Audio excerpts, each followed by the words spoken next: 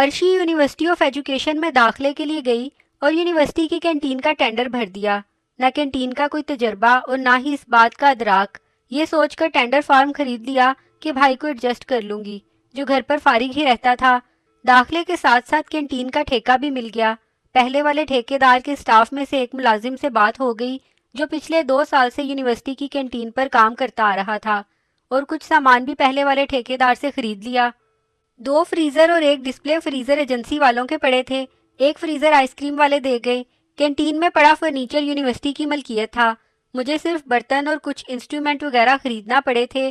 Director Rana محمد شفیق صاحب بہت رکھ رکھاؤ والے اور دھڑلے کے انتظام کار تھے۔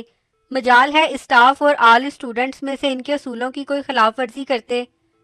پہلی میٹنگ میں انہوں نے کینٹین کے حوالے سے موٹی موٹی باتیں میری موجودگی میں بھائی سے کیں۔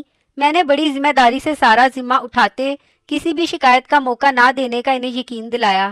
میں اپنے فری پیریڈ کینٹین کی نگرانی اور کینٹین کی سروس بہتر بنانے میں صرف کرتی۔ کینٹین کے معیار سے یونیورسٹی کا اسٹاف اور تمام اسٹوڈنٹس مطمئن تھے۔ ریٹ اور کھانے پینے کی چیزوں کو میں خود دیکھتی تھی۔ آہستہ آہستہ کینٹین بہتری کی جانب بڑھ رہی تھی۔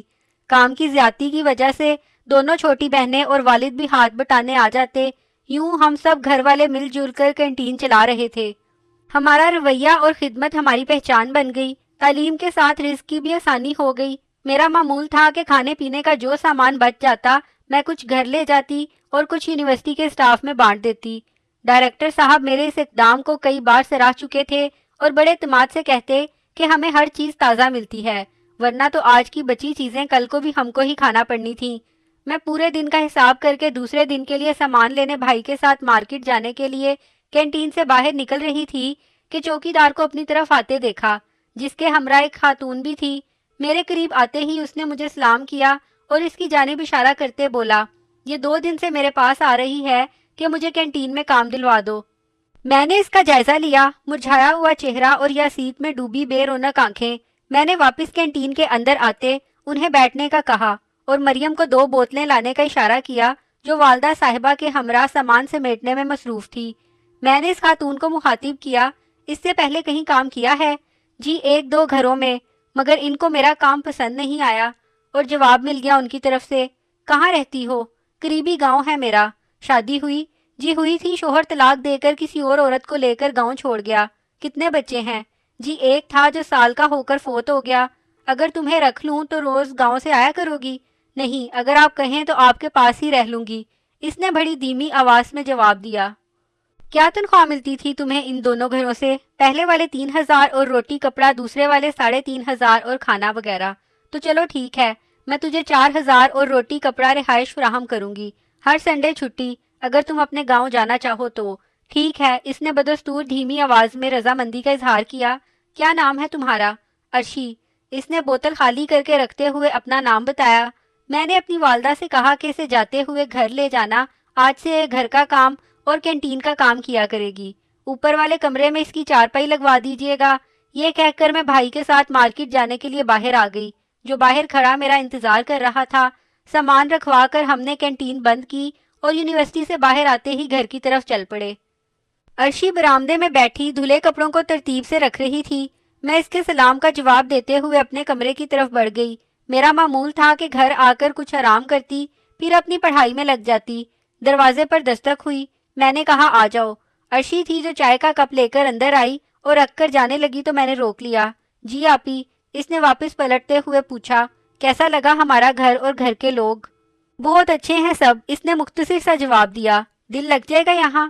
جواباً وہ ہلکا سا مسکرا کر کمرے سے نکل گئی۔ میں دوبارہ اپنا ہوم ورک کرنے میں لگ گئی۔ اسے میرے پاس آئے کام کرتے 3 ماہ جا رہا تھا۔ اس دوران وہ 2 بار اپنے گھر گئی تھی۔ عرشی، ڈاکٹر شفیق صاحب کو 2 کپ کافی دے کے آؤ، کوئی مہمان آیا ہے ان کا۔ میں نے بھائی کو کافی بنانے کا کہا اور دوبارہ کاؤنٹر کی طرف متوجہ ہو گئی۔ اسٹوڈنٹ لڑکیاں بل دینے کے لیے کھڑی تھیں۔ عرشی شام کو کھانا اپنے ساتھ اوپر لے جاتی تھی۔ کینٹین پر بھی وہ ایسا ہی کرتی۔ اگر کھانے کی کوئی چیز دی جاتی تو وہ کچن کے اندر رکھ دیتی۔ پتہ نہیں وہ کب کھاتی تھی۔ کوئی ضرورت نہیں پیش آتی ہمیں اس بات کی کہ میں تصدیق کرتی اس کے کھانے پینے کی۔ سارا وقت کینٹین میں تھوڑا بہت رش رہتا تھا۔ مریم اور وہ کلاس روم سے برتن اور خالی بوتلیں اکٹھی کرنے میں لگی رہتی تھیں۔ جب میں اسے تنخواہ دینے کی بات کرتی تو وہ کہہ کر انکار کر دیتی کہ آپ اپنے پاس ہی جمع رکھیں، جب ضرورت ہوئی لے لوں گی۔ مریم کے ساتھ وہ بڑی خوش رہتی۔ جب ذرا فرصت ہوتی تو دونوں کینٹین سے باہر نکل کر کسی نہ کسی پلاٹ کے کونے میں جا بیٹھتی اور ایک دوسرے سے باتوں میں مصروف ہو جاتی۔ میں زیادہ توجہ اس لیے نہ دیتی کہ عرشی کو میں نے اچھی طرح دیکھ بھال لیا تھا۔ وہ میری بہن کے ساتھ بہت عزت اور محبت سے پیش آتی، اور اس میں ایسی کوئی بھی عادت نہیں تھی کہ میں مریم کو اس سے دور رکھتی۔ میری والدہ صاحبہ اور بھائی بھی اس سے خوش تھے۔ وہ ہمارے گھر کا حصہ بن کر اوپر والے کمرے میں رہ رہی تھی۔ نہ کوئی سے شکایت ہوئی تھی ہم سے اور نہ ہمیں اس سے۔ یونیورسٹی میں 3 دن کی چھٹیاں تھیں اور عرشی اپنے گھر چلی گئی۔ چھٹیاں ختم ہو گئی مگر عرشی واپس نہ آئی۔ مجھے تشویش ہوئی کہ کہیں وہ بیمار وغیرہ تو نہیں ہو گئی۔ میں نے عابد بھائی سے کہا کہ ہم چل کر اس کا پتہ نہ کر رہے ہیں، ایک تو اس کے گھر والوں سے ملاقات ہو جائے گی اور اس کی بھی خیر خبر ہو جائے گی۔ ٹھیک ہے، عابد بھائی نے رضامندی کا اظہار کیا اور ہم سنڈے کو دونوں بہن بھائی موٹر سائیکل پر اس کے گاؤں جانے کے لیے چل پڑے۔ کوئی 1.25 گھنٹہ لگا ہمیں اس کے گاؤں پہنچنے میں، اور پوچھتے پوچھتے پھر ہم اس کے گھر پہنچ گئے۔ اس کا والد گھر کے باہر ہی مل گیا۔ میں نے عرشی کے بارے میں پوچھا تو وہ بڑی حیرانگی سے میرا منہ تکنے لگا۔ میں نے کچھ نہ سمجھتے ہوئے برجستہ سوال کر دیا، سب خیریت تو ہے نا؟ میرے اس طرح پوچھنے پر وہ چارپائی سے اٹھا اور ہم دونوں کو گھر کے اندر لے آیا۔ سامنے گھر کی خواتین اور 2 لوگ اور بھی موجود تھے۔ اس نے اپنی ہم عمر بڑھیا کو مخاطب کیا، زبیدہ یہ تمہاری عرشی سے ملنے آئے ہیں۔ اس بزرگ کے لہجے کی رقت کو میں نے محسوس کرتے ایک بار پھر وہی سوال دہرایا کہ عرشی ٹھیک ہے نا؟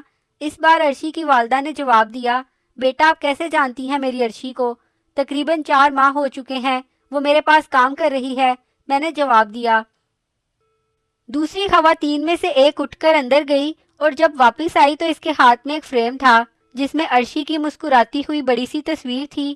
ہاں یہی تو ہے عرشی، میں نے اس کی والدہ کی طرف دیکھتے ہوئے تائید کی۔ جب اس بزرگ کی طرف دیکھا تو وہ اپنے آنسو صاف کر رہا تھا۔ آپ کچھ بتائیں گے مجھے؟ میں نے زچ ہوتے ان سب کو مخاطب کیا تو عرشی کی والدہ نے بڑے دکھ سے جواب دیا، بیٹی عرشی کو فوت ہوئے تو 2 سال سے زیادہ کا عرصہ بیت رہا ہے۔